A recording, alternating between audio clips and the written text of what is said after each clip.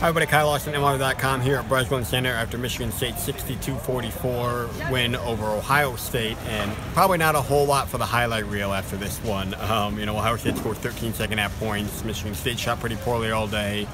Most of its stars were pretty ineffective, and they turned to some other guys to do it. But this is, mid to late February in the Big Ten. This is how some games are going to get done. It's not going to be the prettiest thing every night. But Michigan State finds a way to beat a decent team here at home and stay in first place there right alongside Michigan a week before their first matchup there.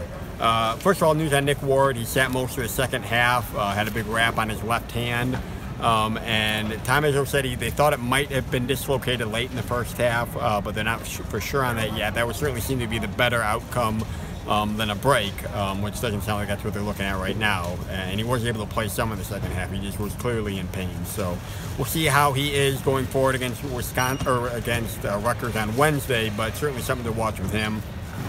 And then Cassius Winston had, just one of his more off games, 3 for 15 from the field, 1 for 7 from three-point range. And key moment of the game, I thought, is about 8 minutes up in the second half. He looks tired. He's scuffling. Michigan State takes him out, which they haven't always been willing to do because they don't really always trust the guys to put in place of him. But they take him out. They put in Foster Lawyer, along with a very strange lineup: Matt McQuaid, Kyle Arns, who's had his own injury issues, Kenny Goins, and then Kithier, because Thomas Kithier, the freshman, because Xavier Tillman was also in foul trouble, in addition to Nick Ward being out. It's a very strange lineup. Tom Izzo admitted afterwards that it's really more about surviving at that point. You're just trying to not fall behind at all when you got a group like that in. But instead, that group really kind of gave him the spark.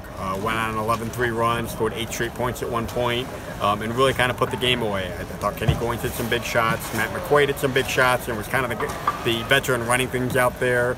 Thomas Kithier had one bucket, but I thought he also did very well against Caleb Wesson. Very difficult matchup for a guy his size, but I thought he was able to kind of hold him in check.